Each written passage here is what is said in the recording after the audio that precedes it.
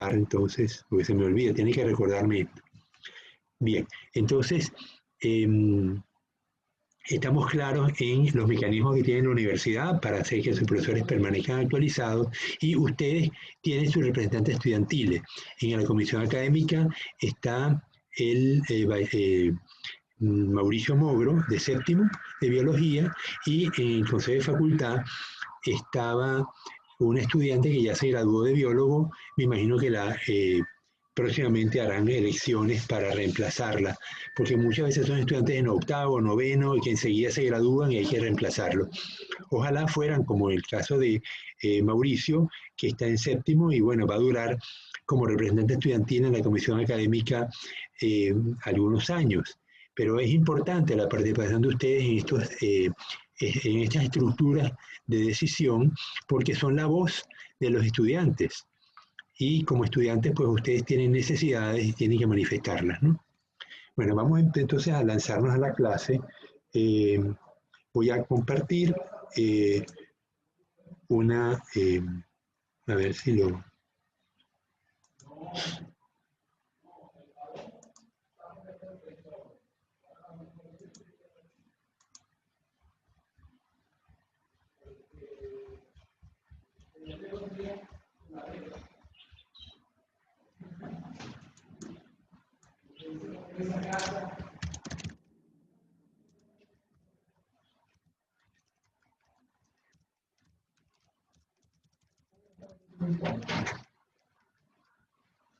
¿Dónde te las haces?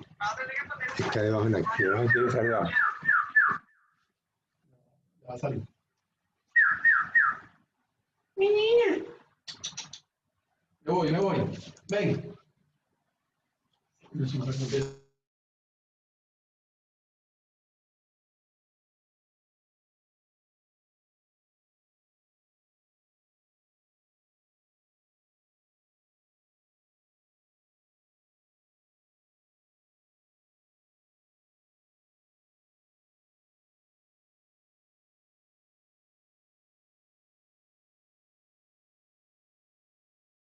Ya apagó el micrófono.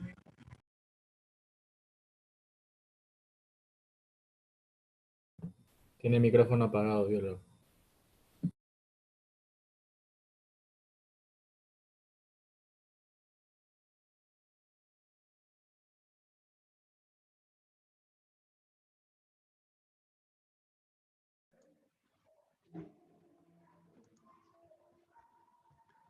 Okay.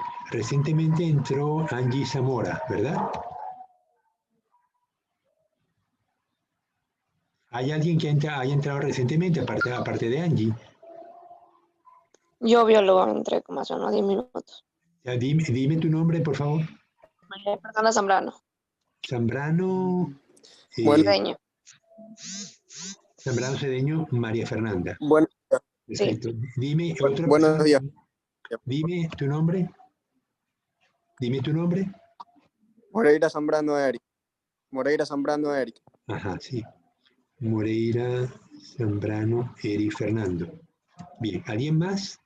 Sí, exacto. Disculpe, Sí, dime. profesor, me Dime, puso señor. por si acaso asistencia. Anchulia Santana. Anchundia Santana Denise, Melanie Denise. Ya te la puse. ¿Alguien más? Jesús Fernando no ha venido, ¿verdad? Biólogo, yo, no, Honora Ponce. ¿Pero tu nombre, disculpa? ¿Tu nombre? ¿Ponce? Fabián, Honora Ponce. Ah, no. Nonora Ponce Fabián Yair. Bien. Ok. ¿Tu apellido es japonés, Fabián? Bueno, Así dicen. así es. No, es que uno de mis tesistas era Takeshi Hakamada, que se graduó ahora en el mes de febrero. Y evidentemente el papá es japonés. Kelvin Alexis no está, ¿verdad? Y Yeli Berelian tampoco. Ricardo Lee. ¿Perdón? ¿Me corrige? Biólogo presente, Pillegos Pérez, Kelvin Alexis. Pillegos Pérez, Kelvin Alexis. Kelvin Alexis Pilligua. Yeli Berelian está y Pillegos. Emilio tampoco. Emilio, Jesús Fernando. Bien, ok. Grabamos y seguimos. Entonces, vámonos a... Entonces me dicen que están viendo la imagen o no. Ah, no, yo paré de compartir. Estamos grabando. Vamos a compartir. Estas clases van a quedar guardadas en el aula virtual en una carpeta que se llama clases grabadas. Van a estar en YouTube y las pueden consultar en el aula virtual. Antes las ponía en Google Drive, pero se hace más complicado, así que prefiero ponerlas en el aula virtual. Bien, vamos a ver, ¿están viendo la imagen? Dime, Aldo. Okay. Entonces, vamos a empezar por repasar los organelos celulares. Yo creo que ya los vimos. Recuérdenme esto, si ya los vimos o no. Todavía no. No, ok. Entonces, vemos que en los organelos celulares, que van a tener todas las células en general, las células procariotas, las células eucariotas, como son los protozoarios que estamos estudiando, vamos a tener vacuolas. Las vacuolas pueden ser lisosomas, que están cargados de enzimas, vacuolas alimenticias, que son cómo la célula capta las partículas alimenticias, las engloba, las mete en una vacuola alimenticia y le pega a los lisosomas para que ocurra la digestión. Y luego por exocitosis, la vacuola que tiene los restos alimenticios se acerca a la membrana plasmática, se abre y expulsa los desechos. Lo vemos aquí en esta imagen. Ven que las partículas grandes, como otro protozoario, una bacteria o partículas orgánicas, son detectadas por los receptores en la membrana plasmática. La célula emite unos pseudópodos que va a englobar la partícula, como lo que vemos aquí, vesículas de formación, y finalmente esta partícula ingresa a la célula y va a ocurrir el proceso de digestión que lo vamos a ver enseguida. A otras veces no son partículas grandes, sino que son, el medio tiene una alta concentración de un producto alimenticio y se forma por pinocitosis unas pequeñas vesículas donde el medio es englobado. Obviamente ahí no está distinguido como partícula, sino que tiene una alta concentración de un producto, puede ser un producto alimenticio, como por ejemplo los protozoarios que están en el intestino, o lo que vamos a ver con los flagelados en las termitas. Los trocitos de madera que la termita consume son ingeridos por el flagelado y es posteriormente digerido por las enzimas del protozoario. Finalmente tenemos la endocitosis, que son, las partículas son captadas por receptores en la membrana y son pues pasadas al interior y se forma la vesícula. ¿Cómo ocurre la digestión? Y para ahí viene el papel de los lisosomas. Vemos en esta figura una amiba que vamos a ponerla, a ver si lo puedo poner más grande para que se pueda ver. Ok, entonces la partícula es englobada por los pseudópodos, se forma la vesícula alimenticia, los lisosomas cargados de enzimas se le pegan y son liberados dentro de la membrana, dentro de la vesícula, la vacuola alimenticia. Las sustancias son digeridas y posteriormente salen de la membrana por difusión. ¿Pero qué es lo que sale? Pues salen monosacáridos, ácidos grasos, aminoácidos, que pasan al citoplasma, donde van a ser utilizados por diversos procesos. Finalmente, los productos de desecho, como les explicaba antes, por exocitosis, la vesícula con los restos se acerca a la membrana, se abre y expulsa el material. Entonces, así es el proceso de digestión en los protozoarios y en muchas de las células que existen en los seres vivos. Ok, entonces otro de los organelos que nos interesa estudiar es el aparato de Golgi. El aparato de Golgi recibe proteínas del retículo endoplasmático rugoso y las empaqueta en vacuolas. Los ribosomas eh, se encargan de la producción de proteínas. El ARN mensajero se coloca en el ribosoma como una cinta con los codones expuestos y permite que los aminoácidos conducidos por el ARN de transporte se vayan uniendo formándose la proteína. El núcleo contiene la información genética en forma de ADN. Esta información se descodifica para formar ARN mensajero. El ADN se condensa antes de la reproducción y se forman los cromosomas. El nucleolo está asociado con la producción de ARN ribosomal particularmente. La mitocondria. La mitocondria está encargada de la reproducción celular, de la respiración celular, donde se transforman las moléculas de alta energía en CO2, agua y ATP, y requiere la presencia de oxígeno. La mitocondria tiene su propio ADN, lo cual soporta la teoría de que tanto las mitocondrias como los cloroplastos, que lo vamos a ver enseguida, surgen de endosimbiosis, de que hace miles de años las células más primitivas se asociaron, englobaban otras células, pero no las digerían.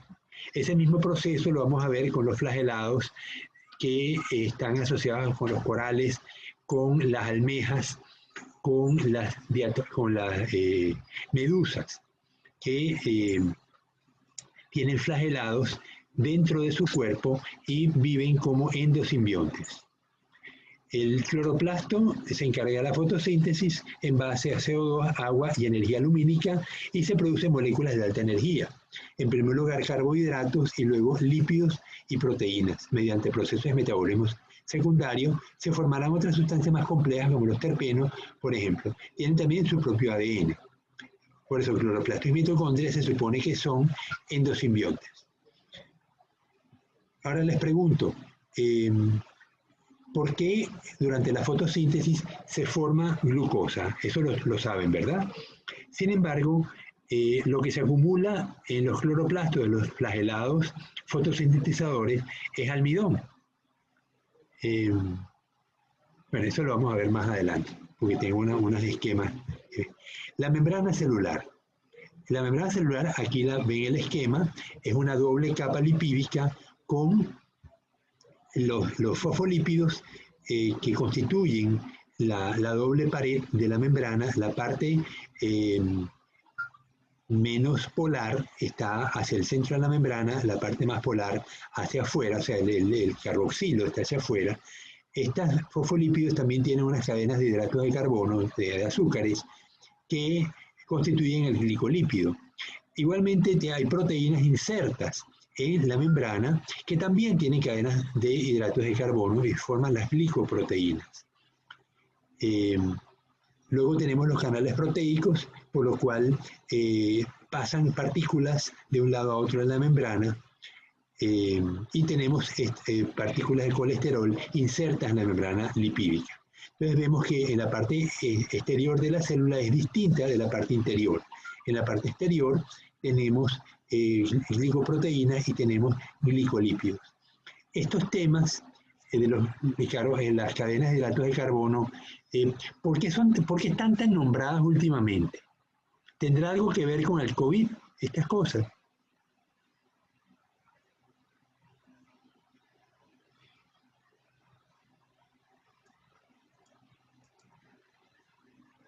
Iván, ¿tú qué opinas? ¿Has oído algo sobre el reconocimiento de las células del pulmón con respecto al virus que ha causado la pandemia que estamos sufriendo? O sea, ¿cómo lo puedo explicar? No entendí bien cómo lo tengo que decir. Bien. Lo dijo más o menos como en términos científicos. Pues sí, ahí me perdí. Iván, estoy hablando de la membrana celular. Estamos viendo la estructura que tiene proteínas asociadas con azúcares, tiene lípidos asociados con azúcares, y lo que te preguntaba es si habías leído o oído algo al respecto de esto en lo que se refiere al reconocimiento de la célula y el virus que nos está afectando. No he leído. Ya. Pero lo que sí sé por un familiar, por mi hermano que tuvo COVID, que lo que el virus hace es cortar la respiración, o sea, menor en los pulmones. Y por lo general, donde más ataca, por lo general es en el pulmón derecho. Claro. porque tuvo tratamiento. Eso es lo que sé, pero así como usted me dice, no he leído. Pero ¿cómo entró el virus en las células de tu hermano? A través de las mucosas. Claro, él entra por las mucosas y se va desplazando, pero él va invadiendo la célula. Ahora, ¿cómo reconoce el virus que es un sitio adecuado para invadir? Porque tal vez tiene las defensas bajas. Bueno, sí. Okay. Lo que pasa es que el virus se acopla a las estructuras membranales. Estos glicolípidos que estamos viendo, o los glicoproteínas, el virus las reconoce como potencialmente adecuadas y allí invade.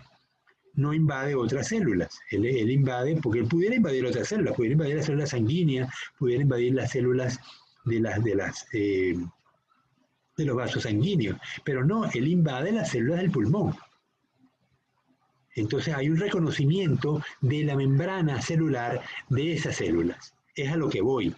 Por eso que estos temas están de moda, porque nos está afectando de una manera severa. Entonces, ¿en qué consiste la vacuna? Luxi, ¿tienes alguna idea? Las vacunas que hemos estado oyendo que se están produciendo.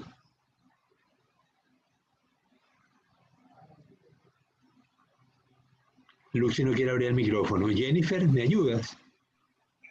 La verdad que no es, o sea, no sé cuáles son los componentes, pero de que ya hay, ya dicen. Inclusive, gracias a una dosis extra que le pusieron, que supuestamente ya existe, pero no sé cuáles son los componentes. Bien, bueno, usualmente toman un trocito de la proteína que constituye el virus. Saben que el virus es un virus de ARN. Él tiene una estructura de ARN, unas moléculas de ARN, y es recubierto con una proteína. Entonces, ¿en qué consiste la defensa que se trata de estimular? Pues en que el organismo nuestro reconozca la proteína que tiene el virus y la destruya. ¿Por qué nuestro organismo no reacciona cuando el virus invade? Ricardo Zambrano, ¿se te ocurre? O José Choes.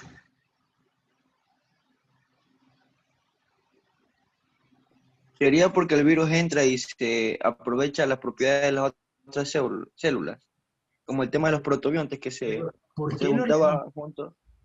Ya. Se juntaba las células procariotas y aprovechaba todas sus propiedades y así hacerse un organismo protobionte. Pero, Kenny, ¿por qué el organismo no reaccionó cuando el virus entra, lo reconoce y lo destruye? Por lo que le digo, porque aprovecha, no sé, entra y se une a una célula y aprovecha sus componentes para así evitar ser reconocido. Bueno, él entra por el aire, ¿no? Se fija en la parte externa de las membranas, en la nariz, en la garganta, por donde primero entra, pues. Entonces, se pega a la célula y las va invadiendo. Empieza por la garganta y luego termina en las células pulmonares. Pero el organismo no lo reconoce, porque es un virus nuevo.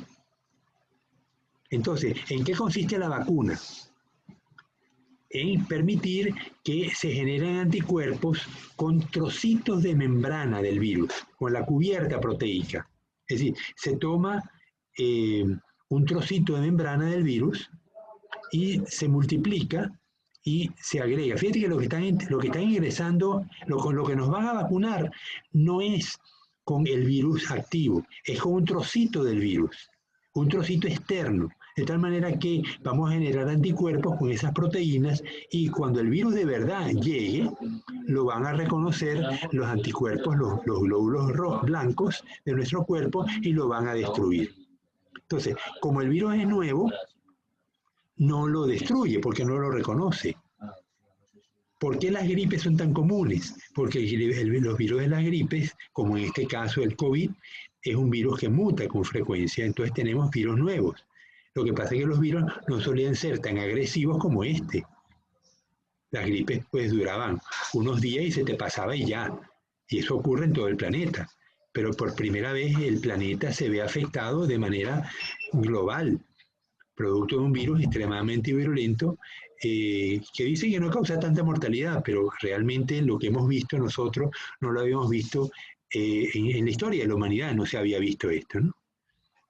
Bien, pero lo que sí quiero que quede claro es que las glicoproteínas y los glicolípidos forman parte del reconocimiento celular. Y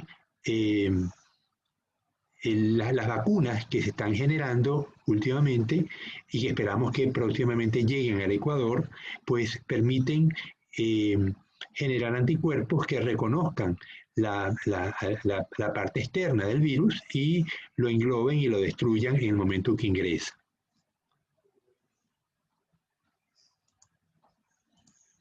Bien, es importante que nos demos cuenta que estamos estudiando zoología de invertebrados, pero ustedes son biólogos o lo van a hacer muy pronto y debemos considerar qué utilidad nos da nuestro conocimiento de las distintas asignaturas sobre nuestra vida cotidiana y cómo podemos ayudar en primero entender cómo funciona la sociedad moderna y en qué manera nosotros podemos contribuir a explicar estos fenómenos.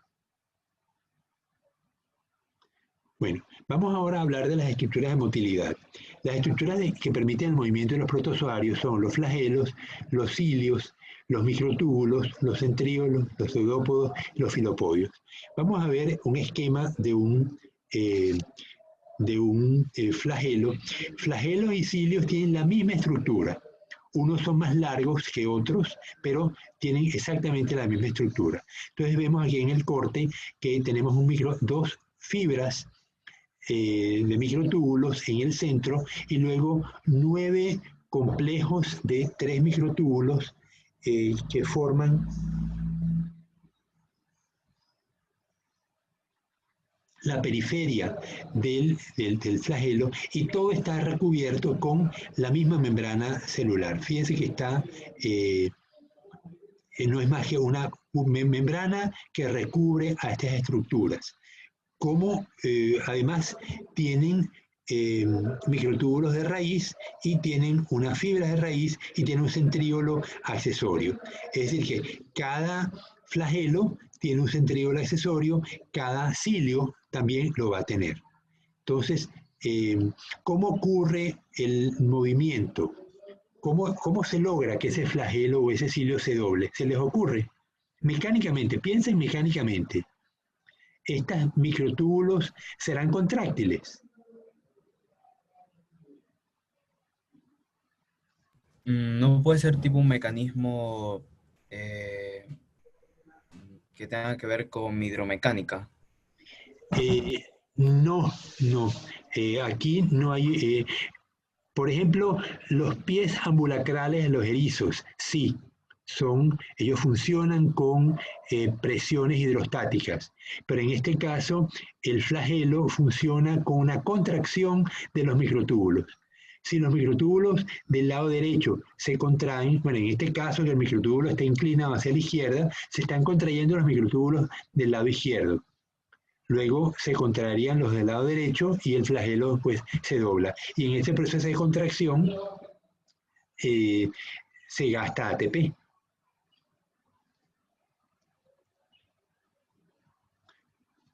Ok, estamos... Esto es por la interacción de la miosina y lactina, ¿no? Sí. El microtúbulo, pero eso no estoy seguro, Fernando. Y la flagelina. La flagelina se llama. Déjeme averiguarlo y mañana, como tenemos clase mañana... ¿Lo estás leyendo, Jennifer? Es que yo puse con eso el semestre pasado y decía que los microtúbulos contienen flagelina y se desplazan a través del movimiento helicoidal. Ok, sí, pero lo que estamos discutiendo, Jennifer, es cómo ocurre el movimiento del flagelo. ¿Nos puedes explicarlo tú, Jennifer? Creo que era de las proteínas que contienen impulsos. y eso creo que era que generaba, no recuerdo muy bien, pero Bueno, ok, pero es que antes que tú hablaras, estaba hablando otro compañero y hablaba de la miocina, la actina y la miocina, que es como funcionan los músculos nuestros. Los músculos nuestros se contraen porque la actina y la miocina se contraen también y luego se abren por expansión pasiva. Y la contracción es activa, con consumo de ATP, pero la expansión es pasiva. En este caso, es probable, no estoy seguro, pero es probable que el mecanismo sea similar, solo que en lugar de actina y miocina, estamos hablando de flagelina, que es lo que Jennifer Bravo estaba mencionando. Pero vamos a discutirlo mañana, cuando lo averigüe de mejor forma, porque ahorita no estoy seguro. Coño, nene, devuelve ya la puerta abierta, vale.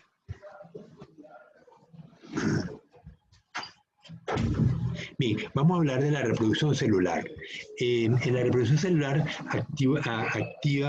actúan los cromosomas, los centríolos del uso cromático. ¿Se acuerdan de esto? El uso cromático se forma en los extremos de la célula, desde un centríolo hasta el otro, y a través de los microtúbulos van a circular los cromosomas hacia los extremos opuestos de la célula. ¿Se acuerdan? Lo vieron en biología del primer semestre, ¿verdad? La mitosis. Sí. Sí, la mitosis y la meiosis, en este caso, los cromosomas se desplazan a través del uso cromático y los microtúbulos, o sea, son transportados por ellos, ¿no? La reproducción celular en los protozoarios no es tan común. Todos se dividen por división binaria. Simplemente se divide el flagelo, se divide el centríolo, se divide el núcleo, el nucleolo, las estructuras, las mitocondrias, los cloroplastos, y finalmente se divide la célula en dos. Y tenemos dos células hijas, o sea, la división binaria es lo común en los protozoarios. Algunos tienen división sexual y forman isogametos. En algunos casos tenemos anisogametos, o sea, gametos de distinto tamaño. La norma que nosotros estamos acostumbrados es a la reproducción sexual humana, donde tenemos óvulos que no se mueven y espermatozoides que se mueven y que son pequeños. Esos son anisogametos. Pero en la mayoría de los protozoarios, donde se ha visto la reproducción celular, reproducción sexual, se han encontrado isogametos, o sea, dos células mótiles del mismo tamaño que se unen para formar un cigote doble. Ahora, les pregunto, ¿por qué la reproducción sexual? ¿Qué ventajas me da sobre la reproducción asexual?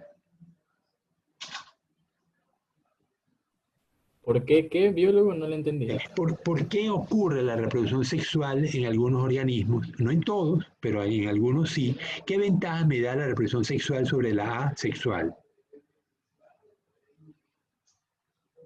La variabilidad genética, por si acaso. La variabilidad genética, básicamente eso. ¿Y por qué la variabilidad genética es importante?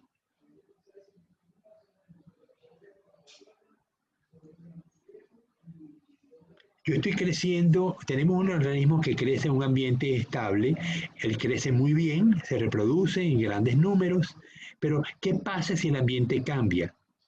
Es para que se adapte a distintas condiciones.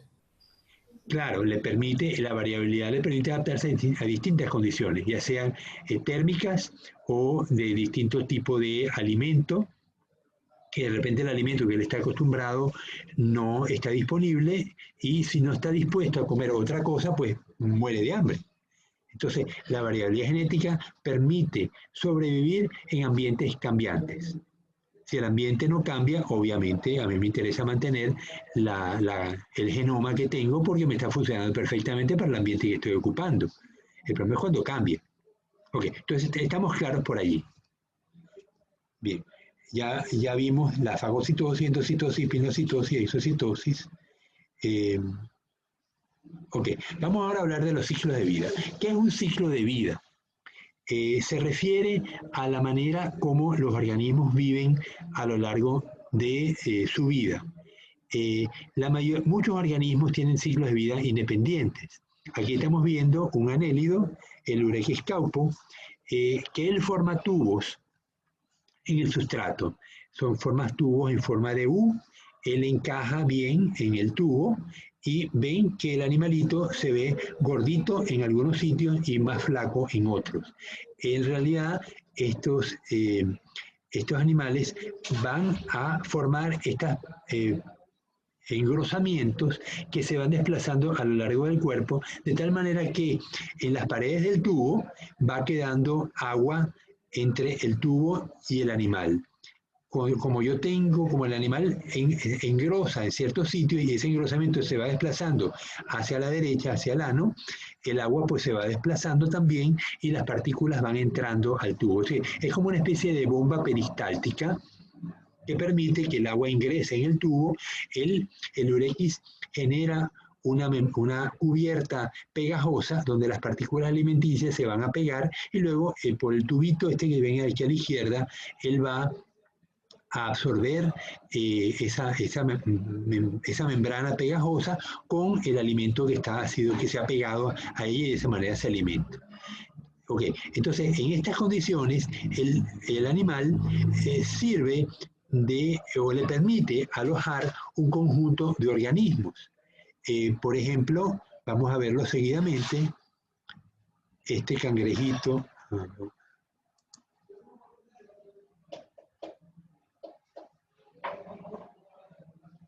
Bueno, algún día me dejará verlo. Ok, ven el cangrejo blanco con esa estructura rojiza encima, es casi transparente, bien bonito. El Pinoteres, él vive alojado dentro del tubo, él no le causa problema al cangrejo, simplemente él se alimenta de las partículas que ingresan junto con el movimiento peristáltico del gusano, y seguramente también ingiere parte de la membrana, de la cubierta pegajosa. El cangrejo está parado sobre un mejillón y el mejillón tiene unos cirripedios.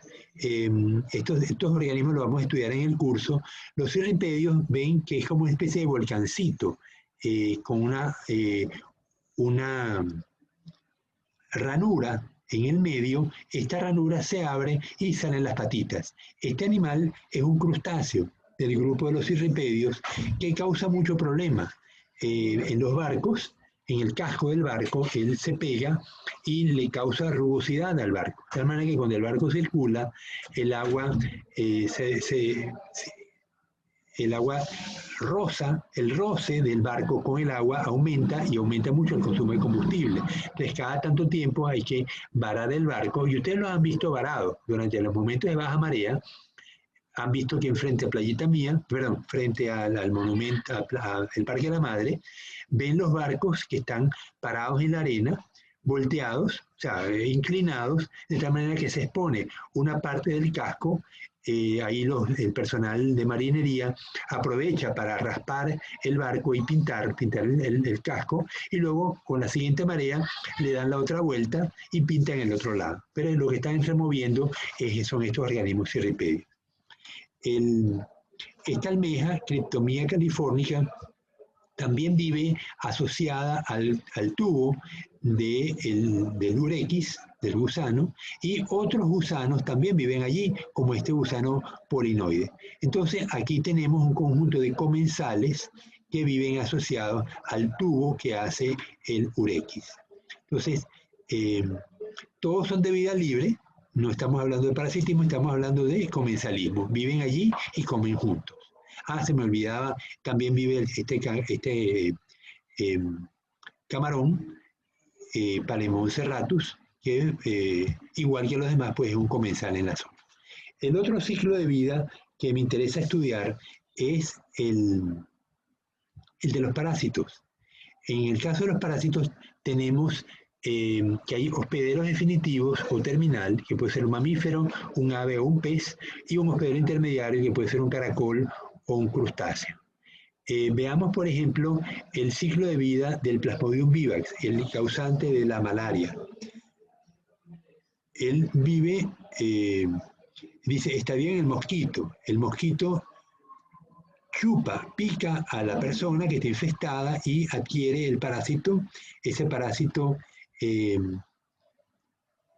se reproduce dentro del intestino del mosquito, forma unos gametos, el gameto forma un ovomiceto, luego forma un ovocito y el último estadio son los esporozoitos, que son los que van a invadir la célula del hospedero definitivo. Entonces el mosquito pica a una persona, le inyecta el chupa sangre, pero también defeca. Cuando expulsa las heces, los esporozoitos salen del intestino del insecto y se penetran dentro de la sangre, de los conductos sanguíneos de la persona que ha sido picada y se traslada hacia el hígado. Bueno, usualmente se traslada hacia los glóbulos rojos, los invade y los hace explotar. Porque cuando los explota se forman muchos merozoitos que invaden a su vez otros glóbulos rojos y eventualmente los gametos se va a reproducir dentro de la célula, los gametocitos van a ser ingeridos por el mosquito y el ciclo se repite. Ahora, ¿por qué se producen esas fiebres tan intensas? El paciente que es palúdico sufre fiebres recurrentes cada tantas horas, y la gente se pone pálida. ¿Han visto ustedes alguna razón en este ciclo que les he mostrado? Primero para las fiebres recurrentes y luego para que la gente se vea pálida, y por eso el nombre de paludismo.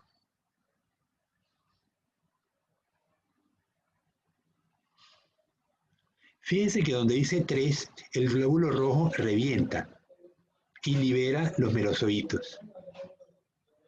Entonces, cuando yo tengo glóbulos rojos destruidos, voy a tener menos glóbulos rojos. O sea, habría una deficiencia de glóbulos rojos. Exactamente, una deficiencia de glóbulos rojos producto que el parásito los destruyó. Y la fiebre, ¿por qué se producen fiebres? La fiebre en general, ¿a qué responde? A las infecciones. Ok, a las infecciones es una manera como el organismo reacciona elevando la temperatura que afecte y es una defensa del cuerpo. Elevando la temperatura se espera que el parásito cualquiera que sea se destruya. Obviamente que los elementos de destrucción en nuestro cuerpo son los glóbulos blancos. Pero en este caso, ¿cuál es el agente externo que está causando la fiebre? El parásito que es ocasionado por la picadura del mosquito.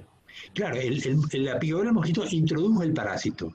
El merozoito invadió el glóbulo rojo, él va a empezar a reproducirse dentro del glóbulo rojo y eventualmente lo hace estallar.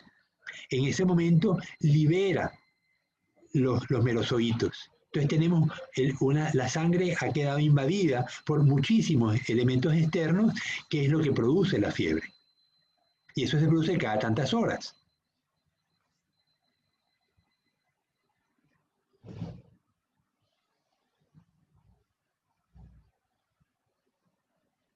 Entonces dice que el esporozoito invade el hígado, en el hígado se reproduce y forma los merozoitos que van a producir sucesivas episodios de invasión del glóbulo rojo y destrucción del glóbulo rojo. El paludismo es una de las enfermedades más terribles que ha habido sobre el planeta. Ha muerto más gente de paludismo que de todas las guerras juntas. Está casi concentrado en los países tropicales, porque es donde está el zancudo.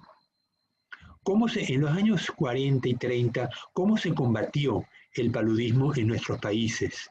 Yo sé que ustedes no habían nacido, ni sus padres tampoco, pero de todas maneras a lo mejor lo han leído.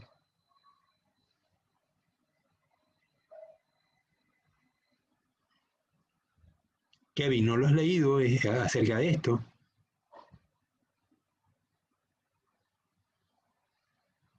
Jorge Luis. Nada, están mudos. Tenemos un montón de estudiantes y están mudos. Bien, cuando el mosquito pica, recuerden de sus habitaciones. Después que el mosquito los pica, ¿qué pasa? Él se pone llenito de sangre y ¿qué hace? ¿Sigue volando o se detiene? Se reposa.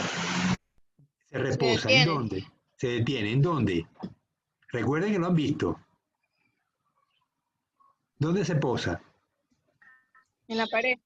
En las paredes. Entonces, si yo le coloco un insecticida en la pared, es probable que el mosquito quede afectado y se muera. Eso exactamente es lo que se hacía en los años 40 con el DDT, diclorodifenil tricloroetano. Era una partícula que se disolvía en el agua y se regaba, fumigaban las casas con el DDT. De tal manera que el mosquito, después que picaba y se paraba en la pared, quedaba contaminado con el DDT y eso lo destruía. De esa manera se logró controlar la malaria en nuestros países, en esos años, que había muy poca población, por cierto, pero no era común que la gente durmiera con mosquitero o que la gente tuviera condiciones en las casas que fueran adecuadas, ¿no? Yo le hago una pregunta. Dime. Pero el DDT no resultaba peligroso para uno, para el ser humano, o solamente era para el mosquito. Sí, lo que pasa es que no se había descubierto los efectos del DDT. Luego empezaron a ver que los pájaros empezaban a desaparecer y la razón es que cuando el pájaro quedaba expuesto al DDT, se calcificaba muy mal el huevo. Y como los pájaros producen huevos con cáscara, la cáscara tiene que soportar el ave que se posa sobre ellos para calentarlo. Pero cuando el ave se posaba, el huevo se fracturaba, porque era muy débil la cáscara. Entonces el DDT eventualmente se prohibió, no solamente por los problemas ambientales, sino también por los problemas que causaban humanos. Pero piensen, muchas veces se descubren los venenos, pero no se sabe cuál es su efecto a largo plazo. Igual que la bomba atómica. Cuando la bomba atómica se probó en los años 40, no se sabía cuáles eran los efectos sobre los humanos. Y muchas veces el ejército norteamericano fue expuesto a las explosiones de las bombas atómicas que en ese entonces se hacían en el aire, y ni siquiera se hacen como se hacen hoy las pruebas, que se hacen dentro de tierra, de tal manera que los gases de la explosión de la bomba atómica no salen a la superficie. Pero anteriormente no, se hacían en el aire y esos gases pues exponían a los soldados, porque no se sabía cuál era el efecto a largo plazo. Entonces, hoy en día los organismos de regulación son más cuidadosos y evitan pues que estas cosas se usen si no han sido verificadas previamente. Fíjense que la vacuna hace tiempo, hace meses que se descubrieron, sin embargo no las están usando todavía porque están en fase de prueba. ¿Saben en qué consisten las pruebas? Cuando se inoculan a decenas de miles de personas. Determinar si tienen efectos secundarios a largo plazo. Exactamente, y se inoculan a distintas edades, a niños, jóvenes, adultos mayores, inclusive de distintas razas, para verificar... La efectividad que tiene esta en estas personas. Sí, la efectividad la miden por la cantidad de anticuerpos que existen en la sangre a los días de haber sido inoculado la vacuna. Pero los efectos secundarios también son los que se miden. Si hay fiebre, si hay diarrea, si hay pérdida de apetito. Algunos pacientes, ¿saben en qué consiste el experimento? ¿A todo el mundo le inyectan, le ponen la vacuna o solamente un grupo? Tiene que haber un grupo en específico que dé el consentimiento de que... Claro, pero aunque tú des el consentimiento, tú no vas a saber si te pusieron la vacuna o te pusieron agua con sal. Justamente eso se llama un placebo, justamente para evitar que haya psicosis, síntomas que tú puedes sentir solamente imaginados, pero no reales. Entonces, vamos a verificar los efectos secundarios, pero vamos a discriminar los pacientes que sí recibieron la vacuna de aquellos que solamente recibieron un placebo. O sea, se les inyectó Ringer, agua con sal, y a otros se les inyectó la vacuna. Entonces, de esa manera discriminamos entre síntomas reales y síntomas imaginarios. Por supuesto, también vamos a medir los anticuerpos en las personas que se les suministró la vacuna. Los que no se les suministró la vacuna, pues van a estar sin anticuerpos. Bien, entonces estamos viendo acá un ciclo complejo, un ciclo de vida complejo entre el intestino de un insecto, en este caso el anófeles, un mosquito, y el humano, que va a tener los organismos en el hígado y posteriormente los merozoitos van a estar circulando en la sangre. Bien, entonces les decía que la malaria se combatió colocando venenos en las paredes de las casas donde el mosquito se posaba, y también conocen el ciclo de vida del mosquito. ¿Han visto en los floreros de sus casas o a veces cuando uno va a los cementerios? ¿El mosquito dónde pone huevos? En el agua. En el agua. ¿Cuánto tiempo tarda la larva en pasar de acuática a aérea? 3 días, 3, 5, por ahí. Bueno, 3 días no, 8. 8 días a 30 grados centígrados.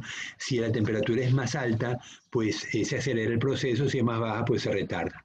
Pero en general, una semana pasa el mosquito en el agua. Entonces, una manera, ¿el mosquito respira aire o tiene branquias que le permiten tomar agua del oxígeno?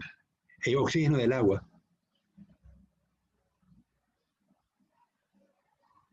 No, si no lo saben, me lo dicen. Va a la superficie y te respira aire. Es correcto. Entonces, ¿qué pasa si tú colocas una capa de grasa en la superficie? Aceite. No puede subir. No puede respirar y se muere. Eso mismo hacían, entonces se colocaba aceite en los sitios donde podía estarse criando el mosquito, y de esa manera pues también se ayudó a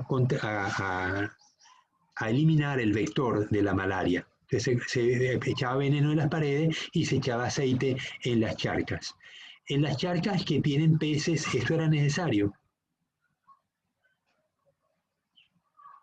No creo, porque estos peces podrían llegarse a comer los insectos. Exactamente. Ahí tenemos un efecto de los depredadores combatiendo los mosquitos. O sea, los mosquitos van a estar en ambientes donde no hay quien se los coma, como los floreros en los cementerios, los floreros en nuestras casas, las piscinas, las piscinas en general, ¿no? Todo cuerpo de agua. Por su casa ha ido la gente del Ministerio de Salud Pública llevando abate. No que yo sepa. Bueno, algunos compañeros de ustedes de la facultad trabajan en el Ministerio de Salud Pública y ellos pues van visitando las casas y verificando que no haya recipientes con agua. Una llanta de auto que cuando llueve se queda con agua es un sitio apropiado para que el mosquito se reproduzca. Es curioso cómo las algas, las esporas de algas están en el aire y llegan a cualquier sitio donde ellas puedan eclosionar y producir más algas. Entonces, esas algas les sirven de alimento a las larvas de mosquitos y a los 8 días pues tenemos los mosquitos felices y contentos, listos a alimentarse. Solamente la hembra es la que chupa sangre. El macho come néctar de flores. Pero el Ministerio de Salud Pública pues hace estas visitas para evitar que en las casas nuestras haya criaderos de mosquitos. Pero uno mismo tiene que estar también pendiente de no dejar recipientes que puedan llenarse de agua y quedar bastante tiempo expuestos, porque va a venir el mosquito y va a colocar huevos allí. Es casi irremediable. Bueno, otro elemento que les quería mostrar es el ciclo de vida de un flagelado parásito, el mal de Chagas. Este sí es otro elemento importante que tenemos aquí en Manabí. El triatómido es un insecto tipo chinche, lo ven aquí en el centro, la imagen no es buena. Vamos a ver si tengo una imagen mejor.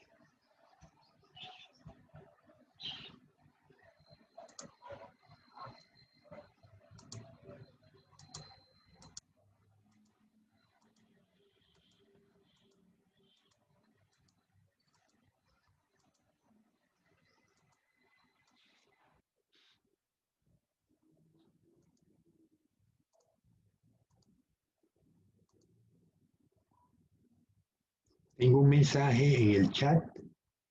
Presenta a Kelvin Alex. Ya.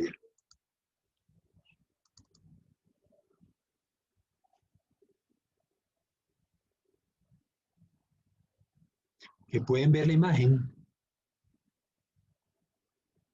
Sí. Ok, entonces en este caso vemos que el mapache, la zarigüeya o los o el chinche, lo están viendo el chinche que tiene esos colores. Él es un chinche, él chupa sangre, vive en las casas con los techos de paja o las paredes de bambú, las casas de caña. Entonces, yo les quisiera pasar este diapositiva completa, porque es particularmente grave en Manabí.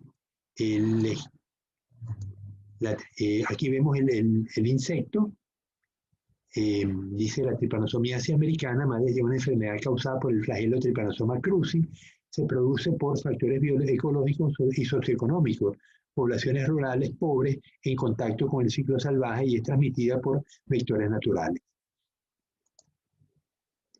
Aquí, en 1906, el doctor Carlos Ribeiro Justiniano de Chagas fue invitado por el doctor Osvaldo Cruz a trabajar con él y enviado como sanitarista al pueblo La Sance, en Minas Gerais, en Brasil, debido a que en ese entonces el paludismo, entre otras enfermedades, era endémico en la región. El Trypanosoma cruzi se debe en honor a Osvaldo Cruz y el mal de Chagas se debe a este señor Carlos Ribeiro Justiniano de Chagas. Dice el doctor Chagas, no me deja leer.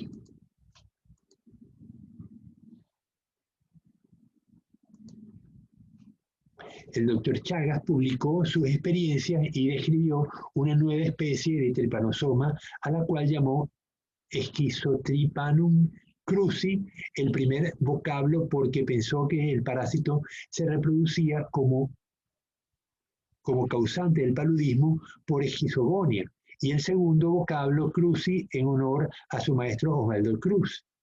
Un descubrimiento peculiar en el que antes de reconocer la enfermedad se identifica el agente causal y su transmisor. El doctor Chagas descubrió en un lapso de 2 años el ciclo biológico completo del Trypanosoma cruzi. Aquí vemos una momia, dice fotografía de la momia de una mujer joven que padecía mal de Chagas y que muestra indicios de un fuerte trauma en la cabeza que pudo haber sido parte de un homicidio ritual hace 5 siglos, 500 años, en Sudamérica, según un artículo difundido por el Public Library of Science, Memorias de Chile y Perú. Vamos a ver unas imágenes porque dicen esto. La enfermedad crónica, la mayoría de las infecciones causan existe de forma asintomática. Tiene 3 etapas, la inicial o aguda, asintomática y finalmente la crónica. El agente infeccioso es lo ven aquí, es un flagelado, es el Trypanosoma cruzi, tiene un conjunto de etapas de amastigote significa sin flagelo, promastigote, epimastigote y trimastigote. Esto lo vamos a ver después. El parásito se encuentra exclusivo en la sangre, nunca se divide, mide de 15 a 20 micrómetros, termina posteriormente en puntos del cianoplasto en un subterminal, el cianoplasto es subterminal y voluminoso. Extensiones en forma de C o OS.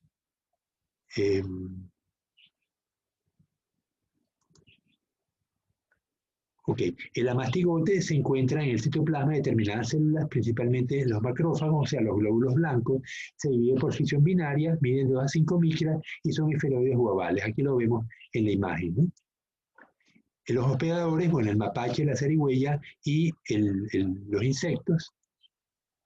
El cuadro clínico. Las manifestaciones clínicas incluyen disnea, es decir, dificultad para respirar, pequeños esfuerzos, palpitaciones del corazón, edema de miembros inferiores, o sea, las piernas se hinchan, hay dolor en el tórax y cuadros, que son cuadros sincopal, no sé, mis conocimientos a veces no llegan a tanto. En ocasiones los pacientes acuden con datos de tipo anginoso, es decir, dolor en el corazón, insuficiencia cardíaca congestiva, embolia pulmonar o sistémica sin recordar antecedentes compatibles con la enfermedad de Chagas.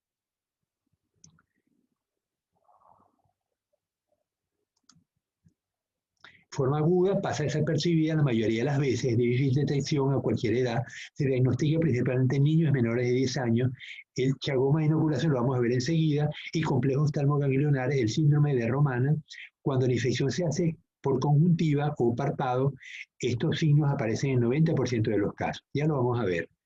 Aquí vemos a la izquierda una niña, signo de Romana. Dice, se observa inflamación en el párpado derecho del niño, indicador de la enfermedad de Chagas aguda. La inflamación se debe a que se restregaron accidentalmente en el ojo las heces depositadas por el insecto infectado con Trypanosoma cruzi y se estableció una infección en ese sitio. Entonces el parásito crece, las células se inflaman y vemos ese ojo tan inflamado. En el chagoma de inoculación a la derecha, el chagoma de inoculación puede a veces pasar inadvertido por el médico. Se da tal caso cuando se asemeja una simple picadura de insecto o está cubierta por pelos como el cuero cabelludo o el pubis, casos en los que el paciente no lo siente o no le da mayor importancia. En tales casos se da orina fiebre, que siempre acompaña el chagoma y va acompañada de síntomas generales como astenia, cefalea, dolor de cabeza, mialgia. Ok, fase latente, el paciente no tiene síntomas y se inicia 8 a 10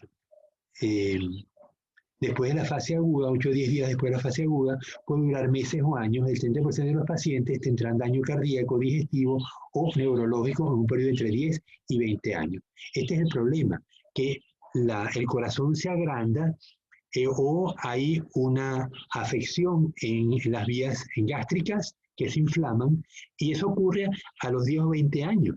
Entonces mucha gente muere porque el corazón ya funciona mal, está invadido por el parásito, y tenemos entonces una esperanza de vida del paciente chagásico de 40 años. La fase crónica, aquí vemos la enfermedad se manifiesta tardíamente, vemos un corazón agrandado, localizaciones principales, miocarditis y visceromegalia, o sea, agrandamiento de los intestinos o del estómago. Puede ocurrir muerte súbita, miocarditis, insuficiencia. La miocarditis crónica es la forma más frecuente de la enfermedad de Chagas y puede pasar asintomática por un largo periodo. A la derecha vemos un rayos X, área cardíaca aumentada debido a la miopericarditis grave en niños en fase aguda de enfermedad de Chagas en Perú. Características del chinche. El chinche lo llaman besucona, huevos blancos rosados, vida de 1 a 2 años, insecto de climas cálidos, el ambiente propicio para su desarrollo es la vivienda, tiene una vida especializada, durante las horas diurnas se mantiene escondido, resistencia muy grande al ayuno, la ninfa de 5º estadio, pero de la adultez soporta más de 6 meses en ayuno. Otros nombres, a ver si aparece en Ecuador, no. En Venezuela se llama chipo, vincucha en Argentina, chicha en Paraguay, pito en Colombia, no dice Ecuador. Medidas de prevención: conocer y diferenciar el chinche de su cona, mantener la vivienda higienizada, muebles, cuadros, mejorar la calidad de los techos, paredes y pisos, utilizar insecticidas. Aquí vemos una casa típica con paredes de barro y techo de tejas. El techo no está mal, pero las paredes de barro pues son un sitio adecuado para que el insecto viva. En el caso de Manabí tenemos paredes de bambú, de caña guadúa, y ahí también vive el parásito, el chinche. En la casita que está enfrente de la Facultad de Arquitectura, ¿la han visto? Donde funciona la unidad de atención a los estudiantes con discapacidad.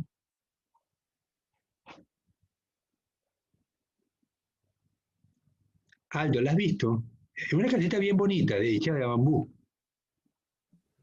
La verdad es que no, biólogo. ¿Alguien la ha visto? Ustedes nunca pasan por arquitectura. Cuando entran a cuando van a la Es facultad. la parte que está arriba de las casas múltiples, ¿no? No, cruzando la calle de arquitectura hay una casa blanca con un jardincito bien bonita que dice Unidad de Atención al Estudiante con Discapacidad. Bueno, no importa. Sí, me parece. Pero que es justamente bajando las canchas múltiples, ¿no? Sí, Que es bajando las casi canchas enfrente de múltiples. arquitectura. Correcto, ahí. Ah, ya, sí, la he visto. Esa casa fue hecha enteramente de bambú, menos el techo, que es de tejas. Pero las paredes fueron cubiertas con cemento. Entonces, eso no constituye ningún problema. Pero cuando uno va hacia Rocafuerte, hacia Jama, hacia Pedernales, uno ve muchísimas casas de bambú, pero con el bambú listo, o sea, sin ningún tipo de tratamiento. Yo me imagino que eventualmente se le pudiera dar un tratamiento con insecticida al bambú, de tal manera que el insecto no se aloje allí. Pero en este momento, las casas que usamos aquí en Manabí son casas en su gran mayoría, en una gran abundancia, casas de bambú. Entonces, ya vimos el ciclo de vida del parásito. Entonces, a ver si lo podemos ver mejor. Vamos a terminar dice, el chinche, ambos sexos succionan sangre de un mamífero infectado e ingieren tripanomastigotes que se encuentran en el plasma sanguíneo. En el intestino del chinche, los tripanomastigotes se transforman en esferomastigotes y estos en epimastigotes que se dividen por fisión binaria. Se dirigen hacia el recto, donde se transforman en tripomastigotes infectantes. En el ciclo dura entre 8 a 10 días. Dura infectado por el resto de y el animal permanece infectado durante el resto de su vida. Cuando un chinche succiona sangre del hospedero, suele defecar también. Es transmisor por contaminación. Después, los tripomastigotes metacíclicos son englobados por los macrófagos de la dermis o invaden las células adiposas del tejido subcutáneo y fibras musculares próximas. Genera una vesícula.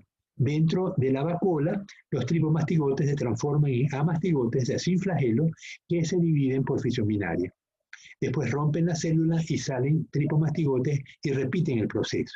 Producen metástasis hacia ganglios linfáticos locales, pero finalmente por vía sanguínea llegan a varios órganos. Cuando forman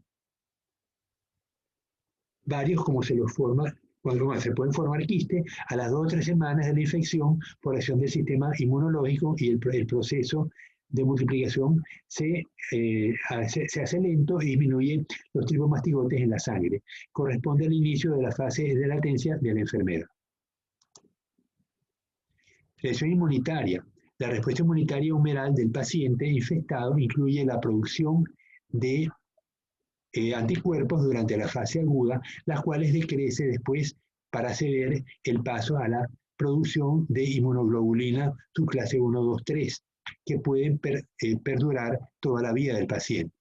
Los macrófagos activados son una línea de defensa importante durante la infección temprana y en algunos individuos las células asesinas naturales son importantes para el control de la infección. Los macrófagos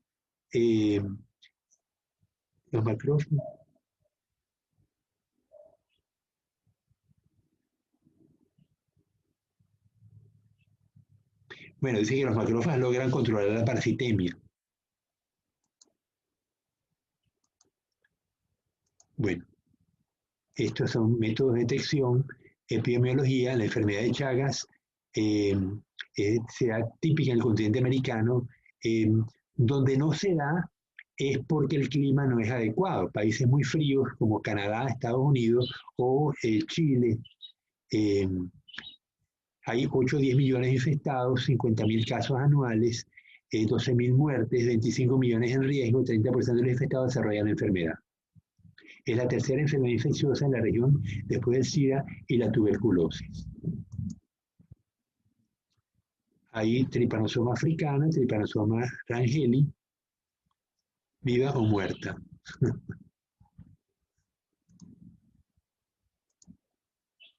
Ok. Bien. Vamos entonces a parar de compartir y me voy de nuevo. Bueno, con eso terminamos los ciclos de vida, pero entonces vamos a recapitular. Tenemos el ciclo de vida de los protozoarios silvestres, como el paramecio, que vive en charcos de agua. Tenemos la euglena, que también vive en agua dulce, fotosintetizador. O sea, hay un conjunto de protozoarios que tienen vida libre. Algunos ingieren partículas, como lo vimos, por endocitosis, pinocitosis o pseudópodos. Otros pues son depredadores, comen otros organismos, o entre ellos mismos se comen, ¿no? Y luego tenemos lo que son comensales, viven en simbiosis con los corales, con las anémonas, con las almejas, y otros son parásitos como los que acabamos de ver. Entonces, vamos a iniciar ahora estudio de grupo por grupo, pero bueno, mañana les pongo el deber.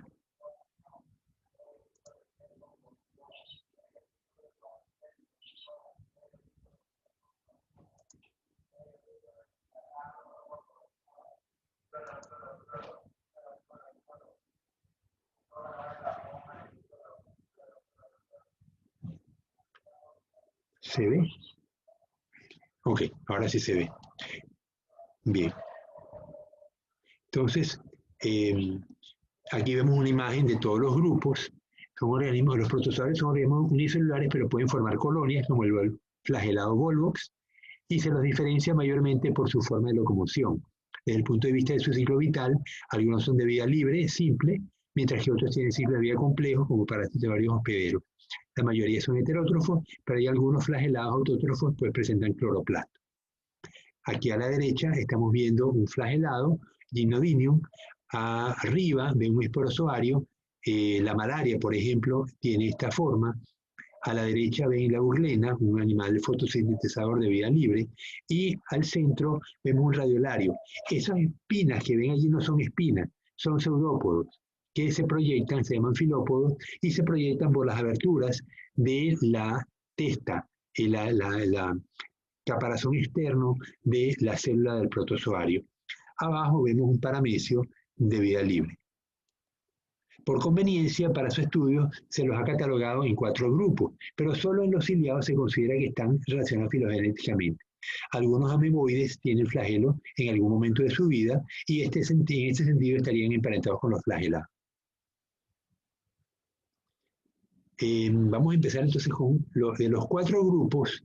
Tenemos esporozoarios arriba, flagelados, ameboides y ciliados. Esos son los 4 grupos que vamos a estudiar.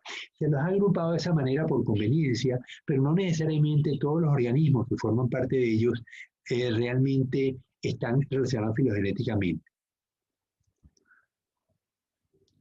Bien, los flagelados son el grupo más numeroso de protozoarios, con unas 7.000 especies. Se los divide en fitoflagelados autótrofos y zooflagelados heterótrofos. Los zooflagelados son los menos numerosos, algunos son de vida libre y otros son comensales o parásitos de insectos y vertebrados. La euglena, aquí a la derecha vemos una celda de clamidomonas. Vamos a ampliar.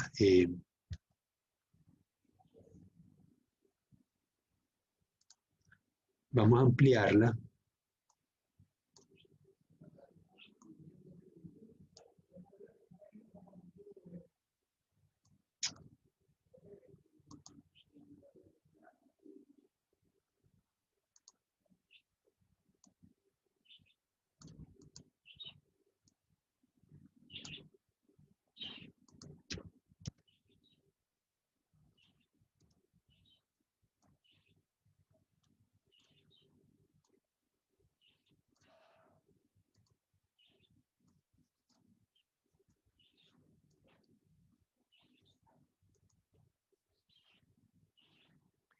Okay. Entonces aquí estamos viendo una imagen de Clamidomonas, es un flagelado euglenoide, tienen clorofila A y B, como las plantas. Ven el enorme cloroplasto que casi involucra el 70-80% de la célula, vemos el núcleo, vemos el pirenoide, y las estructuras del pirenoide son granulos de almidón. El plastidio que llaman acá es el cloroplasto, ¿no? Aquí vemos la euglenofitas. La euglena, pues es un ciliado, vemos que tiene dos flagelos, uno muy largo que parte desde, ya sabemos que en la base del flagelo hay un centríolo, pero en este caso tiene dos flagelos, uno que es interno del canal del flagelo y no sobresale, y otro que es el que sobresale. Tiene cloroplastos, como los vemos con esos glóbulos blancos que vemos allí, tiene muchos cloroplastos, y los círculos blancos son la vaina de paramilón. Es un gránulo de almidón. Aquí vemos luego el núcleo, la membrana nuclear, etc., ¿no? Las vesículas de fosfolípidos, los cuerpos basales. Entonces sabemos que en la base de cada flagelo pues va a haber un cuerpo basal, un centríolo, y va a haber mitocondrias, porque el movimiento del flagelo conlleva un gasto de energía, gasto de ATP. Entonces, la pregunta que les hago es, ¿por qué vemos gránulos de almidón si lo que se fija en la fotosíntesis es glucosa? ¿Por qué el organismo la convierte enseguida en almidón? Porque es un mejor reservorio de energía, ¿no? Sí, no hay duda que el almidón, pero hay razones poderosas. Otra razón que podamos esgrimir.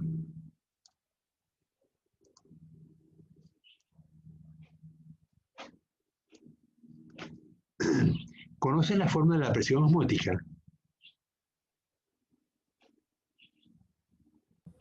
¿La qué? La presión osmótica. La fórmula de los gases. Presión por volumen es igual. ¿Se acuerdan lo que el resto de la fórmula? La fórmula universal de los gases. Igual N por R por T, donde N es el número de moles, R es la constante de los gases, 0,081 atmósferas por litro sobre grado Kelvin mol, y T es la temperatura en grados Kelvin. Pero si yo despejo la presión osmótica, va a ser igual a N por R por T dividido entre el volumen. Esa N es minúscula.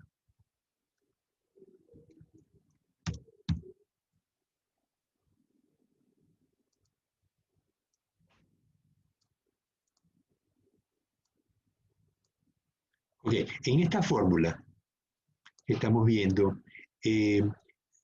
si yo fijo el volumen, fijo la temperatura y la constante de los gases está fija por definición, ¿qué me queda? La temperatura. No, la temperatura la fijo, 30 grados, que son más 273, son 303 grados Kelvin. El volumen lo fijo, la constante de los gases es constante. ¿Qué me queda para expresar la presión osmótica? Como variable, ¿qué me queda como variable? Lo están viendo. Si R es constante, T es constante y B es constante, ¿qué me queda como variable? El número de moles. El número de moles. Entonces, cuando la molécula de clorofila, la clorofila fija el CO2, me forma una molécula de glucosa. Pero desde el punto de vista de la presión osmótica, una molécula de glucosa es igual que una molécula de almidón. Ambos son una molécula. Entonces, la presión osmótica que causan millones de moléculas de glucosa es la misma que causa una molécula de glucosa cuando está aislada. Entonces, si la célula, la uglena, convierte la glucosa en almidón, evita que se genere una presión osmótica excesiva y que el cuerpo se vaya a llenar de agua. Cuando los protozoarios están en un medio acuoso, dulce acuícola, se llenan de agua, porque el agua pasa del ambiente externo al interno, ya que la concentración interna del citoplasma suele ser muy parecida al agua de mar. Y para eso entonces tienen unas vacuolas contráctiles que las vamos a ver en el...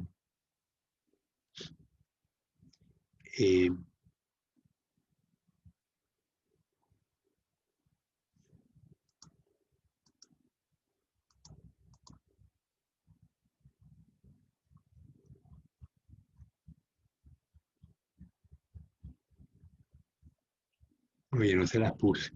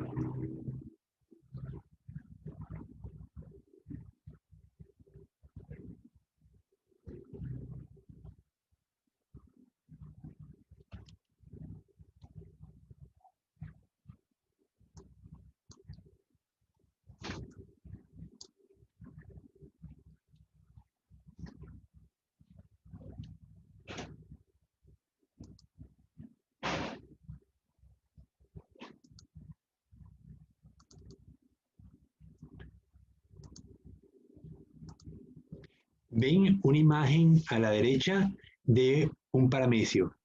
Es un ciliado, se lo vamos a estudiar más la semana que viene, o mañana, vamos a decir a tiempo. Ven la vacuola contráctil, la ven como una estrellita. Entonces ella se llena de agua y eventualmente se contrae, y vemos aquí la otra vacuola contráctil en la parte inferior contraída. De tal manera que ellas expulsan el agua que va entrando continuamente al protozoario, producto de el paso del agua del medio externo, que es más diluido, al citoplasma, ¿no? Entonces, y los ciliados tienen esa característica de que tienen sitios fijos para las vacuolas contráctiles, igual que el citoprocto, igual que la boca. Tiene un surco oral donde se ingiere la comida, se forman las vacuolas alimenticias, se le pegan los lisosomas y finalmente el citoprocto. Lo importante es que son fijos. El surco oral, el citoprocto, la localización de las vacuolas contráctiles están definidas en el citoplasma y no cambian para una especie determinada. Entonces, de esa manera,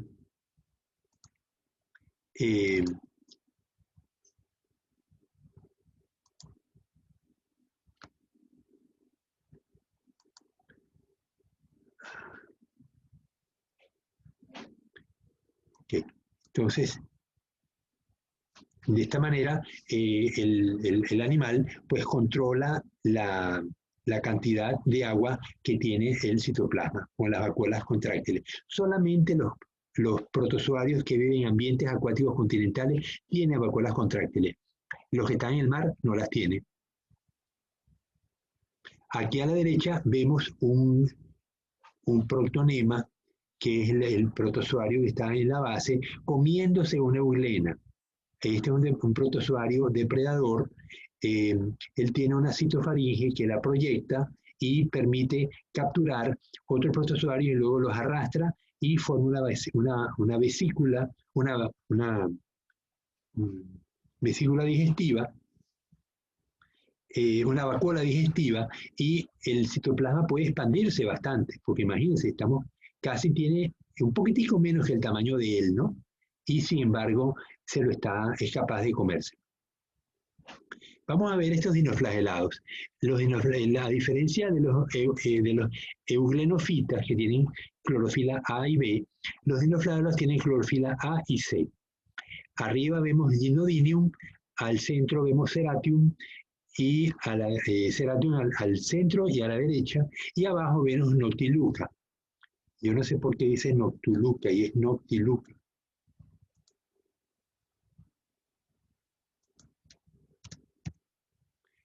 Ok, ¿les ha pasado alguna vez que van a una playa y ven que cuando la ola rompe se forma un destello de luz? O uno mete la mano en el agua y la mueve y ve un destello de luz en el agua, o el motor del bote, como deja una estela de luz. ¿Nunca les ha pasado eso?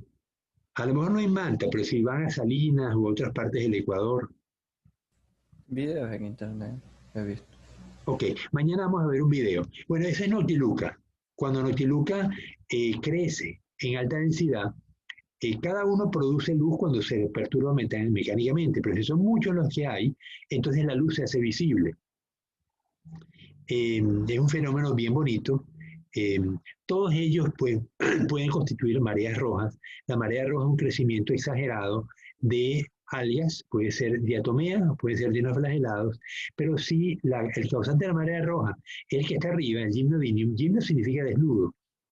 Entonces Gymnodinium tiene una toxina que es muy peligrosa, se llama toxina paralítica de moluscos, y cuando las almejas lo consumen, ellas se vuelven tóxicas. Si nosotros consumimos las almejas, pues adquirimos la toxina y empezamos a sufrir un envenenamiento que nos va paralizando el cuerpo. Es una toxina que destruye la bomba de sodio y potasio a nivel de la célula y los nervios se depolarizan y no se vuelven a repolarizar. Entonces hay que mantener al paciente con respiradores, pero nos contaba el viernes pasado un biólogo mexicano que nos habló del programa de control de mareas rojas en México y cómo surgió. Y él nos hablaba de que no podían impedir que las personas fueran a una playa y comieran mejillones o almejas de las piedras. Si estos moluscos estaban contaminados, pues la gente se envenenaba y muchos de ellos morían. La manera de mantenerlos vivos es con un respirador, igual que se hace con el COVID. Cuando la gente no puede respirar, lo meten en un respirador boca abajo y allí va a estar durante varias semanas hasta en coma inducido, hasta que ya el organismo reacciona y por una parte se libera del COVID o se libera de la toxina paralizante. Pero es el hígado y el riñón los órganos que intervienen en la depuración de esta toxina o de los efectos del COVID. En el caso del COVID, pues son los anticuerpos que se van generando y los macrófagos que van actuando para eliminar el virus. Entonces, como los dinoflagelados están en muchos mares, hemos detectado con las investigaciones que ha hecho la Universidad Católica en Galápagos y en Esmeralda, que están presentes los organismos dinoflagelados que son potencialmente tóxicos.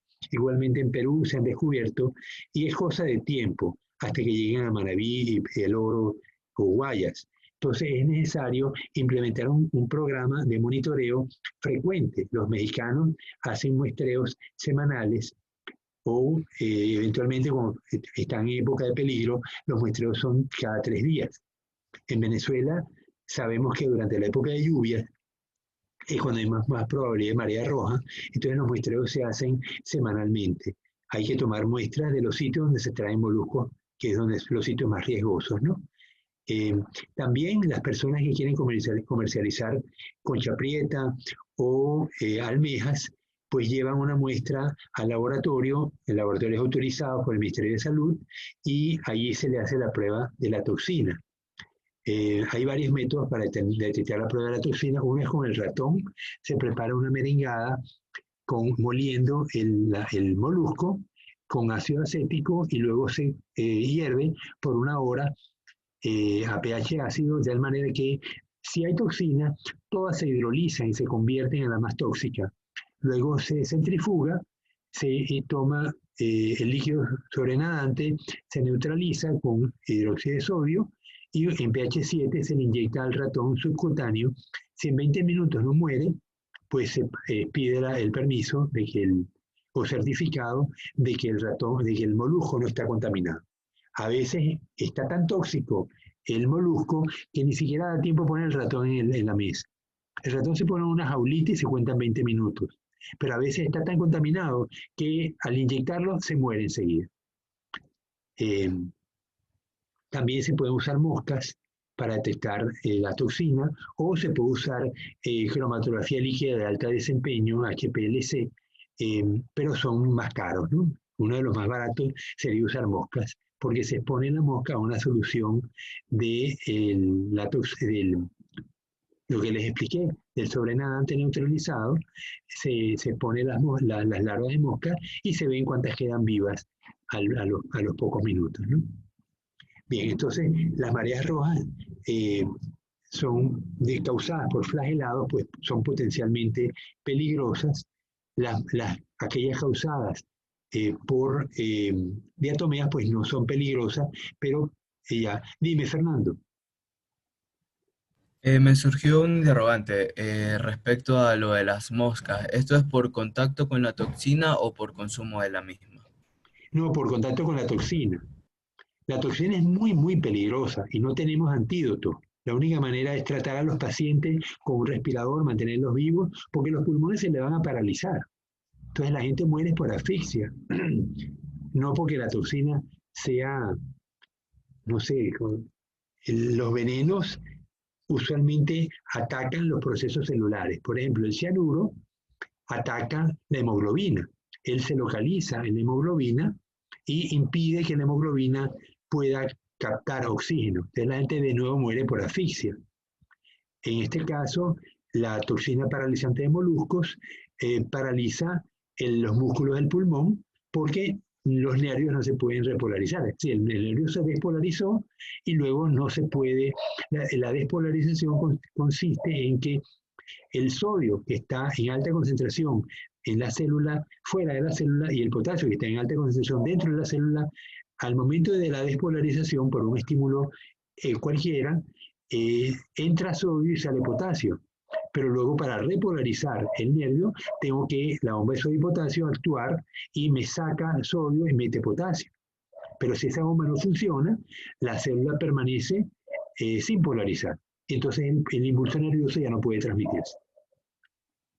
Ese es el problema. En el caso de las maneras de medir la toxicidad, pues les mencioné el método del ratón, el método de las larvas de mosca o el método de la cromatografía de alto desempeño. Bueno, aquí vemos los coanos flagelados.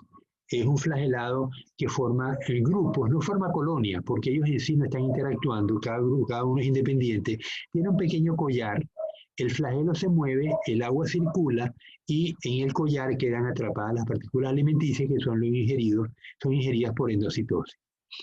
Los coanos flagelados se supone que son los que están más directamente relacionados con el desarrollo de los organismos superiores, las esponjas, los platelmintos. Cuando veamos esponjas vamos a ver que los coanocitos, que son los que mueven el agua dentro de la esponja, son prácticamente idénticos a esto que estamos viendo. Aquí vemos los cinetoplástidos, la leishmania o el trypanosoma. Mencionaban en las diapositivas que les pasé. Disculpen, no tengo hora. ¿Alguien sabe la hora? Una. Una, biólogo. Ya es la hora, se nos acabó la clase. Bueno, entonces me quedan unas diapositivas, vamos a verlas mañana. Bueno, entonces paramos de compartir y nos vemos entonces mañana a las 11 como hoy.